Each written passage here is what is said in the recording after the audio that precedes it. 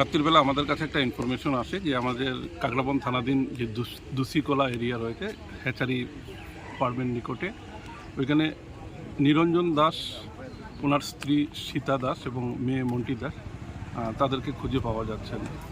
So accordingly after getting this information immediately আমাদের police party ওই জায়গাটায় পৌঁছায় এবং পৌঁছানোর পর নিরঞ্জন দাসের যে স্ত্রী শ্রীমতী সীতা দাস, ওনাকে আমরা এটা ওনার বাড়ির পাশেই, বাড়ি থেকে আনুমানিক 50 মিটার পূর্ব দিকে এটা পেডি ল্যান্ডের মধ্যে আমরা আনকনশাস অবস্থায় পাই এবং ওনার মেয়েকেও আমরা ঘটনাস্থলে পাই উইথ হিস্ট্রি অফ পয়জন।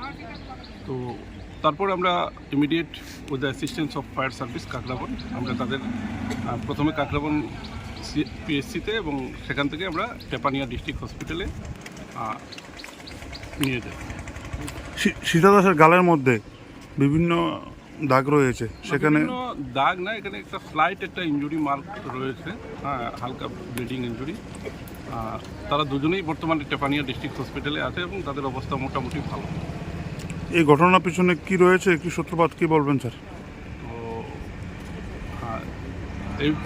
এই বিষয়টা নিয়ে ওনার পরিবার থেকে একটা কমপ্লেন করা হয়েছে। অ্যাকর্ডিংলি আমরা আমাদের কাকরাবন পুলিশ স্টেশনে আমরা একটা কেস রেজিস্টার করেছি এবং কেস নাম্বারটা হচ্ছে 22/2026, যার সেকশনগুলো হচ্ছে 118+2 123/109 BNSS। এবং সীতা দাসের স্বামীকে খুঁজে পাওয়া যাচ্ছে না এখনো পর্যন্ত। ওনাকে পাওয়া যাচ্ছে না, এই কারণে কালকে রাত্রির বেলাও আমরা এখানে মানে যে পেডি ল্যান্ডটা রয়েছে বা অ্যাডজাসেন্ট এরিয়া রয়েছে সেটাকে আমরা সার্চ করেছি। আজকেও আমরা এখানে একটা পুকুর রয়েছে হ্যাচারির সাথে এবং ধানের যে জমি রয়েছে সেখানটায় আমরা সার্চ করছি, কিন্তু এখন অবধি পাওয়া যায় না। আর একটা ঘটনা স্যার, এই ঘটনার সাথে নাকি জমি সংক্রান্ত কোনো ব্যাপার একটা মামলা কাকরাবন চলছিল।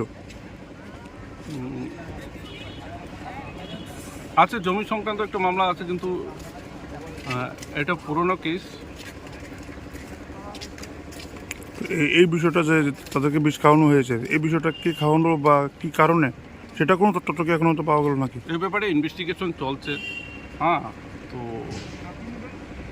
খুব সম্ভবত